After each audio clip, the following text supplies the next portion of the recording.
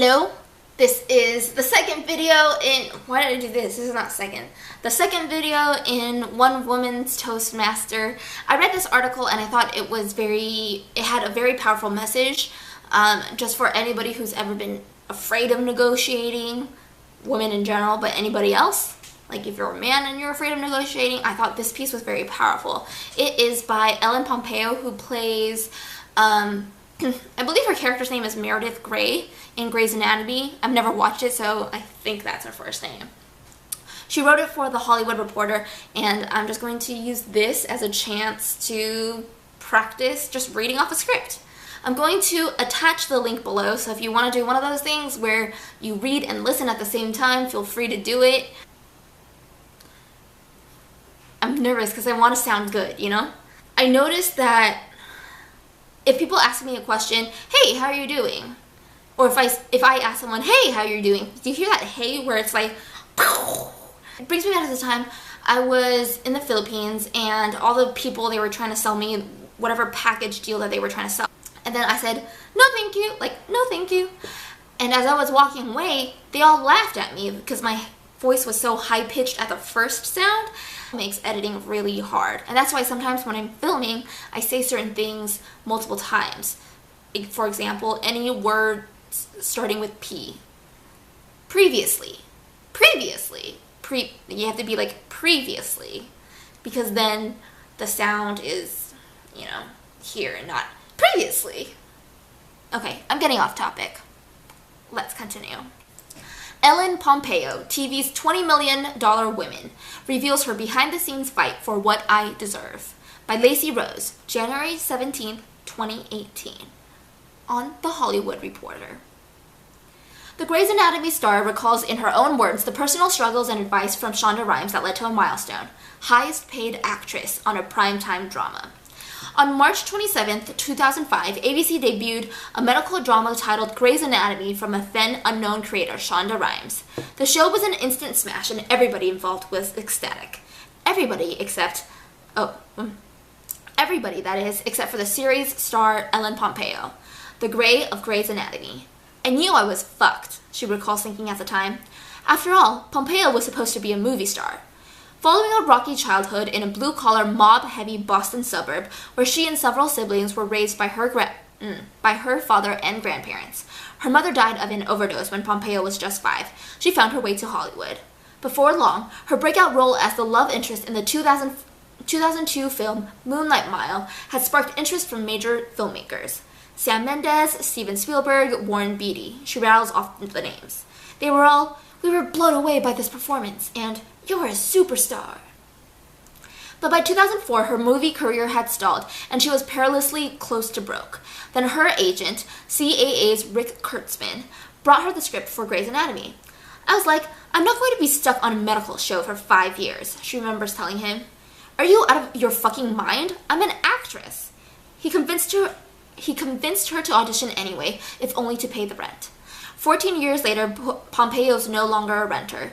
In late 2017, she signed a new deal that will make her dramatic television's highest-earning actress. The expansive pact covers Grey's current season and a 15th and 16th season after that. Though the latter two have not been formally ordered, Rimes says, the show will go on as long as Ellen wants to do it. Pompeo credits her boss and mentor, who recently signed a 9-figure deal of her own at Netflix, with empowering her to overcome any doubts she may have about her own worth and to demand the best possible deal. Oh, that's a lovely photo. As a woman, what I know is you can't approach anything from a point of view of, I don't deserve, or I'm not going to ask for because I don't want other people to get upset, Rimes says now. And I know for a fact that when men go into these negotiations, ooh, I hate that. And I know for a fact that when men go into these negotiations, they go in hard and ask for the world. Pompeo had plenty of leverage. Grey's had been drawing nearly 12 million viewers, 300 plus episodes in, making it ABC's #2 drama, behind only fall 2017 entry The Good Doctor. And the show, which airs in some 220 territories around the world, is a multi-billion-dollar franchise for ABC parent Disney. Rimes recalls giving her star a simple piece of advice. Decide what you think what you're worth, and then ask for what you think you're worth. Nobody's just going to give it to you. Water break.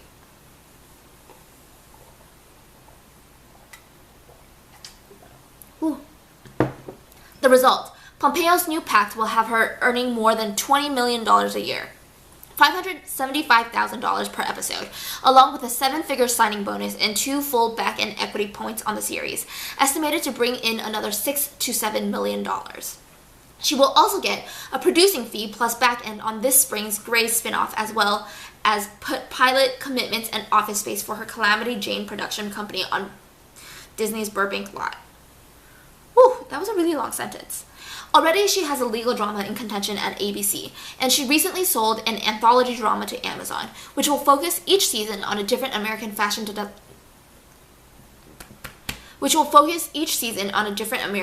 designer's rise to prominence. Ugh, sorry. Actors typically... Actors. Do you hear that? Actors and actors. Actors typically hate discussing their paychecks in the press, but Pompeo, a married mother of 3, has chosen to do so with a Hollywood Reporter, now in the hope of setting an example for others as women in Hollywood sees a new moment of empowerment and opportunity. An edited version of the conversation follows. I'm 48 now, so I've finally gotten to the place where I'm okay asking for what I deserve, which is something that only comes with age, because I'm not the most relevant actress out there. I know that's the industry perception because I've been this character for 14 years, but the truth is, anybody can be good on a show season 1 and 2. Can you be good for 14 years later? Now, that's a fucking skill. I'm not necessarily perceived as successful either, but a 24-year-old actress with a few big movies is, even though she's probably being paid shit, certainly less than her male co-stars and probably with no back end. And they're going to pimp her out until she's 33 or 34, and then she's out like yesterday's trash. And then what does she have to take care of herself? These poor girls have no real money, and the studio is making a fortune and parading them like ponies on a red carpet. I mean, Faye Dunaway is driving a fucking Prius today. Now, there's nothing wrong with a Prius, but my point is she had no financial power. If we're going to invoke change, that has to be part of it. For me, Patrick Dempsey living... peas are hard. For me, Patrick Dempsey leaving the show in 2015 was a defining moment, deal-wise. They could always use him as leverage against me. We don't need you. We have Patrick, which they did for years. I don't know if they also did that to him because he and I never discussed our deals. There were many times where I reached out about joining together to negotiate, but he was never interested in that.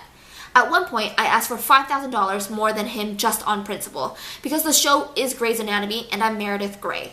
They wouldn't give it to me, and I could have walked away, so why didn't I? It's my show. I'm the number one. I'm sure I felt what a lot of these other actresses feel. Why should I walk away from a great part because of a guy?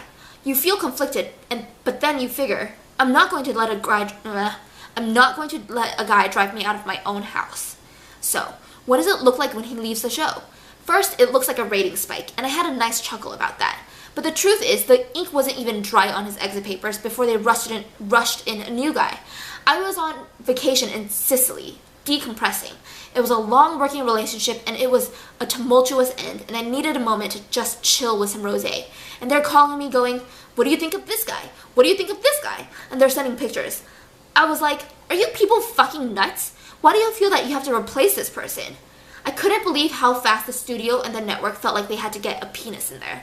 We brought in Martin Henderson, but they didn't love the storyline, so that ended. Things have changed though. In Shonda finding her power and becoming more comfortable with her power, she has empowered me. And that took her a while to get to, too. It was part of her evolution. It's also why our relationship is so special. I was always loyal to her and she responds well to loyalty. So, she got to a place where she was so empowered that she was generous with her power. Now, what did that look like? It looked like her letting me be the highest paid woman on television, letting me be a producer on this show, letting me be a co-executive producer on the spin-off, and signing off on the deal that the studio gave me, which is unprecedented. Let me back up. What happened is that I went to Shonda and I said, if you're moving on to Netflix and you want the show to go down, I'm cool with that. But if you want it to continue, I need to be incentivized. I need to feel empowered and to feel ownership of this show. And she was like, I absolutely want to keep the show going. It's the mothership. So let's find a way to make you happy. What do you want?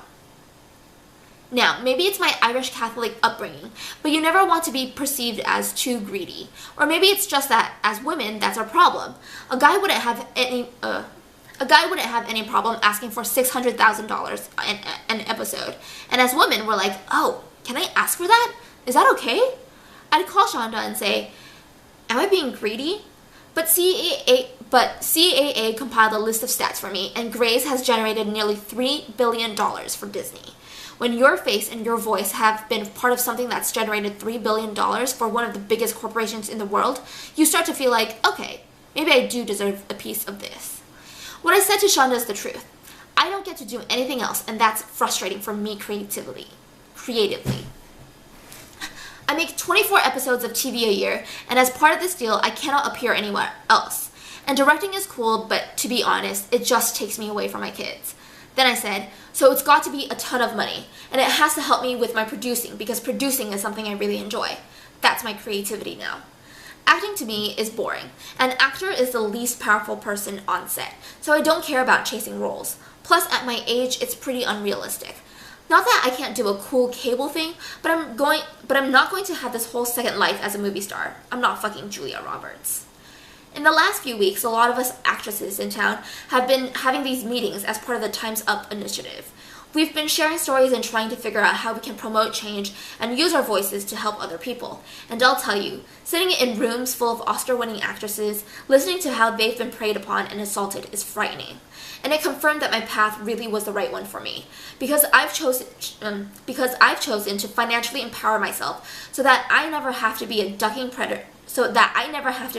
predators and chasing trophies. It's not for everyone. You have to be more interested in business than you are in acting.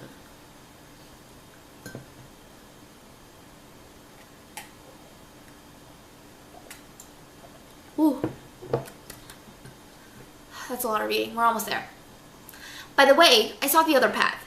My agent once sent me to see Harvey too. I went right up to his room at the Peninsula, which I would never normally do. But Harvey was a New York guy, so it made sense. Plus, it was in the middle of the day, and he had an assistant there. He didn't try anything on me. Had he, I'm a little rough around the edges, and I grew up around some very tough people, so I probably would have picked up a vase and cracked him over the fucking head.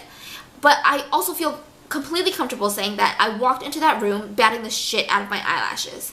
My goal in that room was to charm him, as it is in most rooms like that. You think, not only do I have to show that I'm a good actress, but that director also has to, in some way, fall in love with me and at least become enamored with me. That never felt right or good to me, and I've had conversations with my agents 17 years later. I've said, you sent me into that room knowing. They claim they didn't know. So, again, if you're 100% an artist, this path, my path, is not going to fulfill you. I talk to a lot of girls who are on network shows, and they have the same cultural problems that we had. Now, I don't think it's a secret that we had a real problem at Grace for a very long time. On the outside, we were a massive success, but there was all of this tumult on the inside. It was a lot of rivalry, a lot of competition. It starts with actors behaving badly, and then producers enabling them to behave badly. And, by the way, I'm guilty of it too.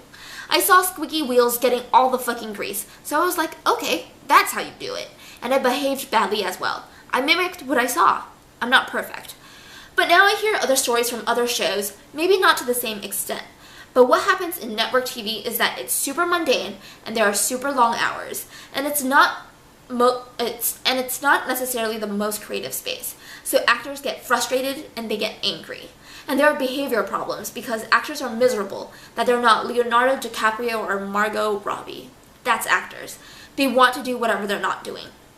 You could give them a fucking beautiful chocolate ice cream cone with sprinkles, and they're going to say they want strawberry. Here's the thing.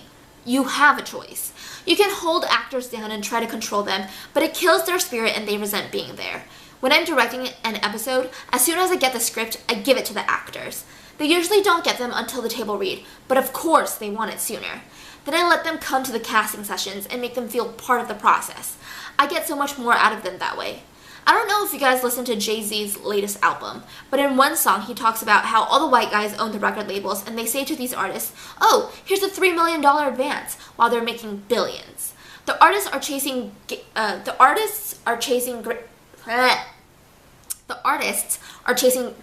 and Lamborghinis, so they think, "Oh yeah, I'm rich." Meanwhile, Sony just made fucking $500 million and they gave you $3 million and you think you're doing amazing. With Tidal, Jay-Z's empowered artists by giving them a piece, and it makes them more invested. I love it. And I think, like the music business, we need to get to a place where actors have more ownership over what they do. That should be part of this conversation we're having now. I should also say this. I don't believe the only solution is more women in power, because power corrupts. It's not necessarily a man or a woman thing, but there should be more of us women in power, and not just on Shonda Rimes sets. Look, I only have a 12th grade education and I wasn't a great student, but I've gotten an education here at Shondaland. And now my 8-year-old daughter gets to come here and see fierce females in charge. She loves to sit in the director's chair with the headphones on yelling action and cut. She's growing up in an environment where she's completely comfortable with power. I don't know any other environment in Hollywood where I could provide that for her. Now I hope that changes, and soon. I can't wait for you guys to watch tomorrow's video. Peace. My name is Juliet. with a nugget of twat.